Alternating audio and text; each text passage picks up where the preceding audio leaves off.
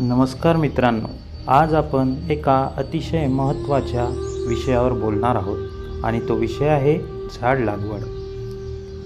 संत तुकाराम महाराज म्हणतात, वृक्षवल्ली आम्हा सोयरे वनचरे, पक्षी ही सुमने आली घरी. म्हणजे झाड ही आपली निसर्गदत्त नाती आहे.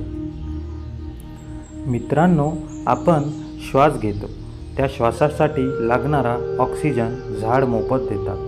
झाडं आपल्याला सावली देतात, फळं फुलं देतात, पाऊस आणतात आणि असंख्य पक्षी प्राण्यांचं घर होतात. पण दुर्दैवाने आज माणसाच्या अतिरेकी विकासामुळे जंगलं नष्ट होत आहेत. रस्ते, कारखाने, घरं वाढत आहेत आणि हिरवाई कमी होत चालली आहे.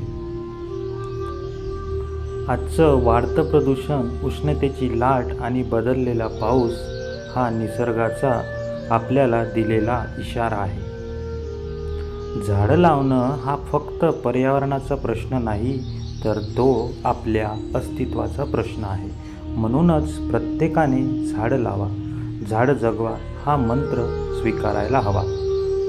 फक्त झाडं लावणं पुरेसे नाही हो, त्याचं संगोपन करणं सर्वात महत्त्वाचं आहे. आपण ठरवलं तर प्रत्येक जण आपल्या आयुष्यात किमान 10 झाडं लावू शकतो. गावात, शाळेत, रस्त्याच्या कडेने, मंदिराजवळ, जिथे जागा मिळेल तिथे. झाडं जपली तर पाणीही साठेल, हवा शुद्ध होईल आणि आपलं आरोग्यही चांगलं राहील. देशासाठी काहीतरी करायचं म्हणणाऱ्यांसाठी झाडं लावणं हे सुद्धा एक मोठं देशसेवेचं काम आहे. कारण हिरवाई असेल तरच आपला देश सुरक्षित राहील. म्हणून चला, आजपासून आपण ठरवूया, दरवर्षी किमान एक झाड लावायचं, ते वाढवायचं आणि इतरांनाही झाड लागवडीचं महत्त्व पटवून द्यायचं.